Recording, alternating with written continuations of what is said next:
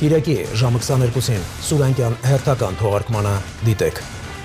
Հայ գերիների հարցով նոր զարգացումներն ու հարազատների սպասումները, ինչու Ադրբեջանը չի տրամադրում տեղեկություններ եւ ինչ կլինի, եթե դրանք կրկին դատարանին չփոխանցվեն։ Նրանք ձերբակալվել են Ղարաբաղում մեր ռազմական գործողության արդյունքում։ Ինտենսիվ կերպով է չարաշահում բանակցային գործընթացը։ Ադրբեջանում պահվող 19 հայերը պետք է ազատ արձակվեն։ Հայաստանը ընդհանրապես վնասվող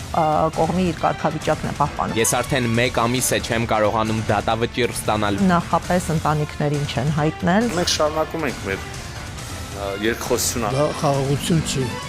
Վարորդական իրավունքի վկայական ստանալը լրջագույն փորձություն կամ քննություններից շարունակաբար կտրելու իրական նպատակը, ինչու են հոնքը շինելու փոխարեն աչք անում եւ ինչպես են էլեկտրոնային հարթակներում հերթեր վաճառում։ Վստահ եք, որ ամբողջ ճանապարհային երթևեկության օրենսդրությանը տիրապետում են։ Քննություն հանձնողներս երևույթին ստիպված նաև սխալ պետք է պատասխանեն։ Այո, մենք ունենք իրավիճակ, որ Երևանի հաշվառման քննական ստորաբաժանումը բավական ծանրաբեռնված է աշխատում։ Շարից փորձանքից հեռու մնալու համար։ Ես բնականաբար կաշառք չեմ տվել։ Դու կարող ես արդարացվել ու պատասխանատվության չընդհարկվել։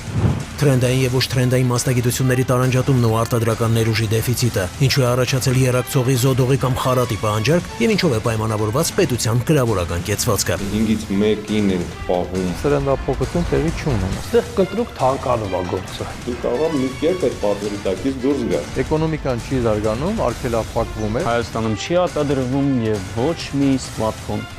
Հանդիպակաց դուրս գալու վտանգավոր հետևանքն ու անպատասխան սիրո պատճառով աղջնակի ճարահացյալ քայլը, 19-ամյա բլոգերի նոր արկածներն ու վարարող գետից դիակի դուրս բերման դժվարին գործընթացը։ 6 վիրավոր, հայրու որդին։ Այ մամա ջան։ Լուստենա։ Շատ վարարած։ Դժոխային արագություն։ Հեսա։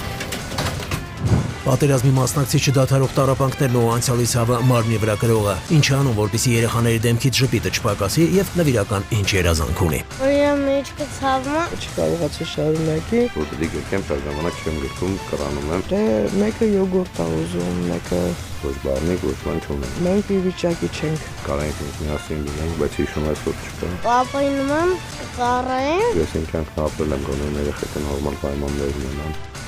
Ցավոտ հարցերի պատասխանները կգտնենք միասին։